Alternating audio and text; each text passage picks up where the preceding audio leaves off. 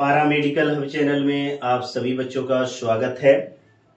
जैसा कि आप लोगों को पता है कि हम हेमेटोलॉजी का लगातार वीडियो सीरीज लेके आ रहे हैं और ये हमारा 14वां वीडियो है।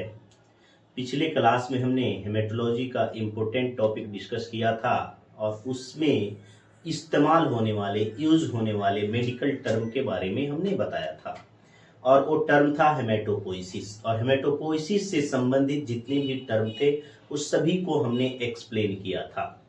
आज जो है ये हम हेमेटोपोइसिस का पार्ट 2 लेके आए हैं और आज हम डिस्कस करेंगे इसमें साइट ऑफ हेमेटोपोइसिस। क्या डिस्कस करेंगे बाबू? साइट ऑफ हेमेटोपोइसिस की हेमेटोपोइसिस का फॉर्मेशन किस जगह होता है। साइट ऑफ हेमेटोपोइसिस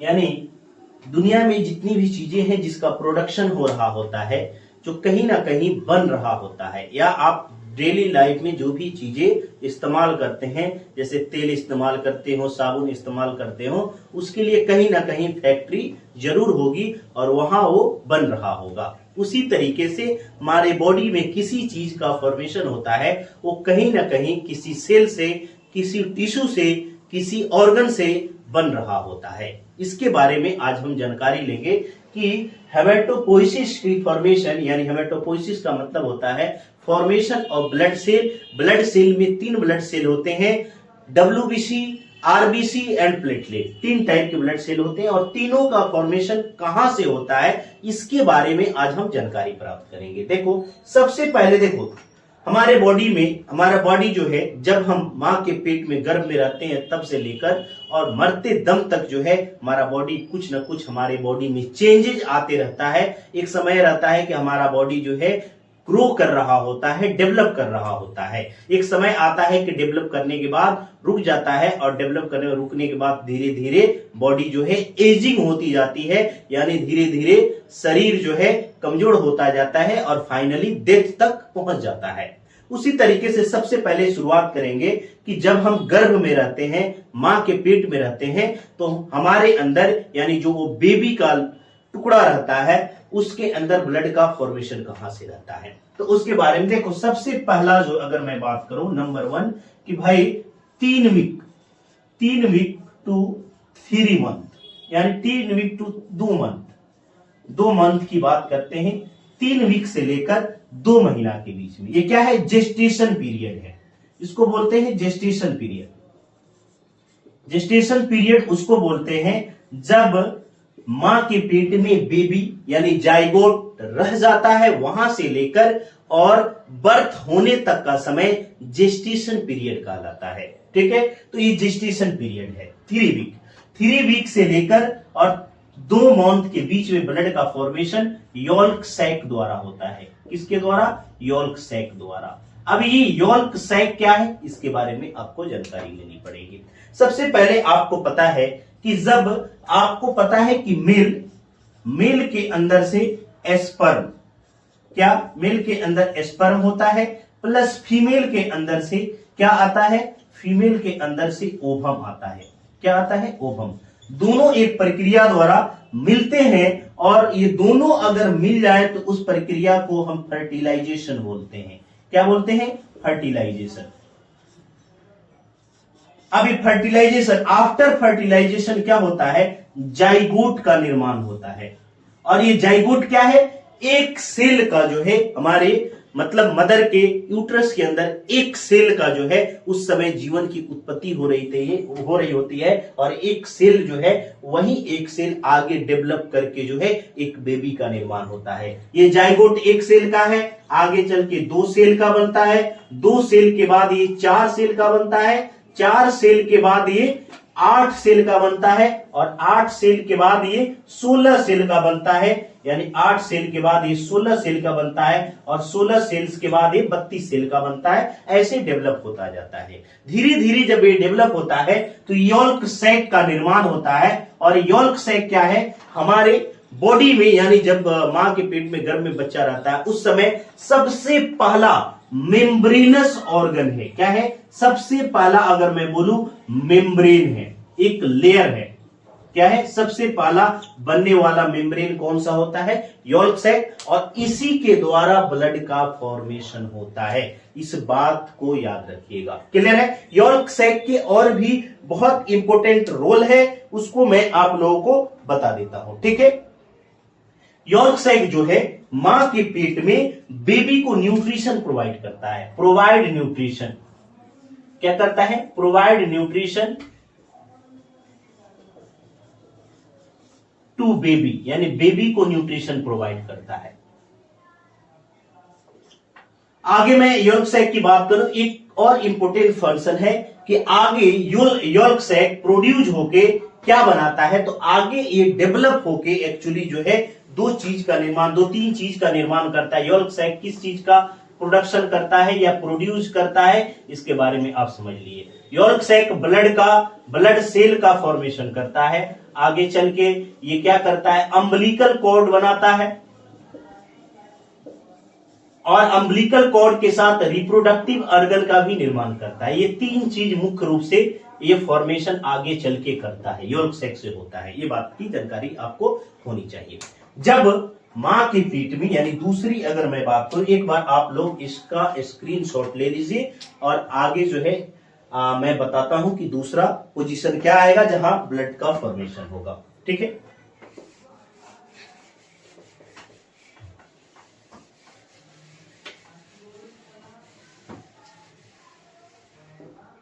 देखो, दूसरा जो नंबर 1 कंडीशन है कि मां के पीठ में ही दूसरी कंडीशन जो है, अगर मैं बोलूं कि 3 मंथ से, या अगर मैं बोलूं 2 मंथ से लेकर 7 मंथ तक, 7 मंथ तक किससे फॉर्मेशन होता है, तो ये बात थोड़ा सा समझिएगा। 7 मंथ तक जो है लीवर एंड एस्प्लीन द्वारा ब्लड का फॉर्मेशन होता है, लीवर एंड एस्प्लीन, क्लियर है। लीवर एंड एस्प्लीन द्वारा ब्लड का फॉर्मेशन, ये थोड़ा सा मैं आप लोगों को बता दूं कि यहां से पार्शियली ब्लड का फॉर्मेशन होता है। पार्शियली का मतलब है कि थोड़ा सा फॉर्मेशन होता है, पार्शियली फॉर्मेशन।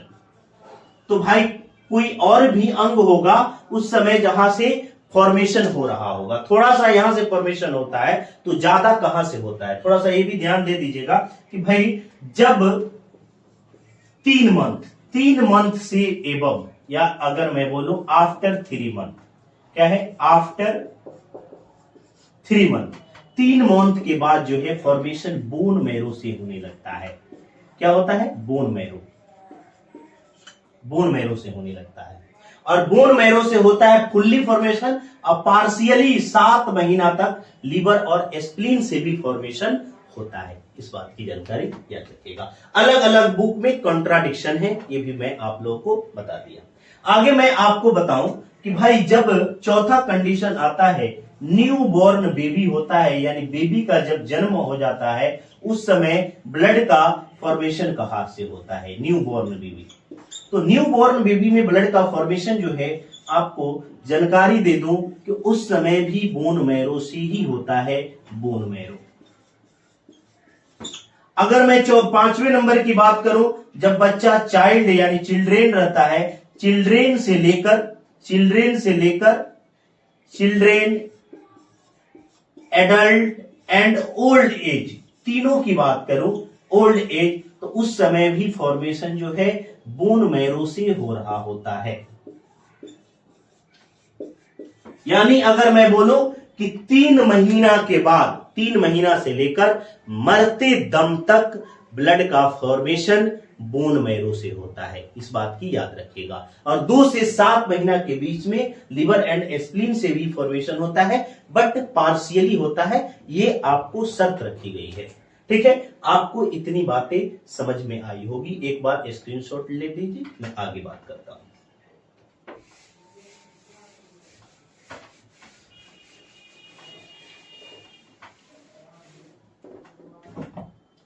देखो, मैं यहां अगर आपसे बात करूं कि भाई यहां आपने देख लिया कि ब्लड का फॉर्मेशन बोन मैरो से होता है, तो बोन मैरो के बारे में भी थोड़ा सा हम जान लें। बोन मैरो क्या है? देखो, बोन मैरो एक्चुअली जो है बोन्स के अंदर पाया जाने वाला लिक्विड मटेरियल है या सेमी सॉलिड मटेरियल है, अगर बोला जाए क्या है, सेमी सॉलिड मटेरियल है। क्लियर है।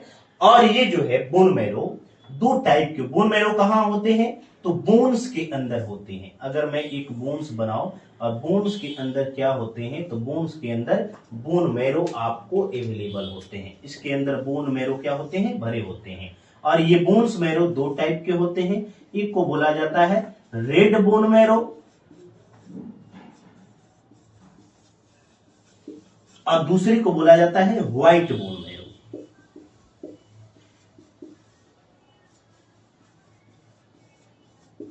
जब बच्चा मां के पेट में रहता है और वहां से लेकर जो है जब जन्म लेता है और जन्म लेने के बाद लगभग 20 बरस तक जो है बोन्स के अंदर ओनली रेड बोन मैरो भरे हुए रहते हैं। देखो थोड़ा सा ध्यान देना, यानी अगर मैं बोलूं कि भाई न्यू बॉर्न बेबी, जब न्यू बॉर्न बेबी जन्म लेता है उसको हम क्या बोलते हैं, इन्फेंट भी बोलते हैं, new born baby. New born baby से लेकर चिल्ड्रेन यानी चिल्ड्रेन अप टू 20 ईयर्स तक क्या होता है, अगर मैं इसकी जानकारी दूं तो उसके बोन्स के अंदर जितने भी बोन्स होते हैं उस बोन्स के अंदर रेड बोन मैरो भरे हुए होते हैं। जैसे जैसे एज बढ़ता है after 20 years red bone marrow white bone marrow में कन्वर्ट होने लगते हैं। क्या होते हैं, जैसे जैसे एज आफ्टर 20 ईयर्स क्या होता है, जैसे जैसे एज बढ़ता है ये red bone marrow white bone marrow में कन्वर्ट होने लगता है। और कुछ ही बोन्स में क्या होता है, रेड बोन मैरो बचता है। लेकिन आपको इस बात की हैरानी होगी जानकर, ओनली जो है ब्लड का फॉर्मेशन जो है रेड बोन से ही होता है। हेमेटोपोइसिस जब भी होगा रेड बोन मैरो में ही होगा हेमेटोपोइसिस। जब आफ्टर 20 ईयर्स जब एज हो जाती है तो red bone marrow white bone marrow में धीरे धीरे कन्वर्ट होने लगता है।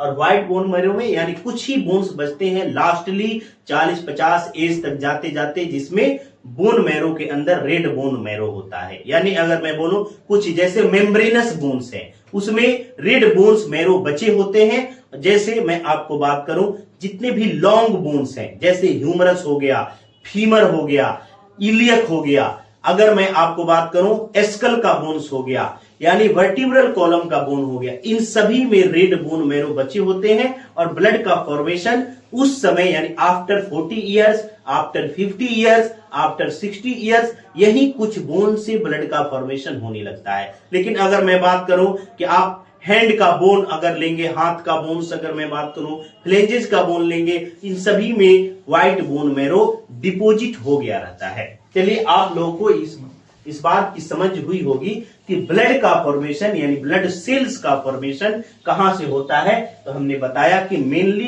बोन मैरो से होता है और बोन मैरो में रेड बोन मैरो से होता है। यानी अलग अलग एज कंडीशन में अलग अलग साइड से ब्लड का फॉर्मेशन होता है। अगर एक बात मैं और बताना चाहूंगा कि अगर ब्लड का फॉर्मेशन नॉर्मल कंडीशन में एडल्ट के अंदर जो है बोन मैरो से न होकर किसी और ऑर्गन से हो रहा है तो वो डिजीज के कैटेगरी में आता है, नॉर्मली नहीं होता है। और उस कंडीशन को एक्स्ट्रा मेडुलरी हेमेटोपोइसिस बोलते हैं। ये धीरे धीरे मैं आप लोगों को आगे बताऊंगा। ठीक है, तो आज का लेक्चर मैं यही समाप्त करता हूं। नेक्स्ट लेक्चर में आपसे आगे मैं मिलूंगा और अगले लेक्चर में आपको मैं बताऊंगा कि कैसे कैसे ब्लड की फॉर्मेशन होती है, उसका सीक्वेंस क्या है। ठीक है, तो चलिए आपको अगर हमारा चैनल पसंद आए तो आप हमारे चैनल को लाइक, सब्सक्राइब, शेयर जरूर करें। ठीक है।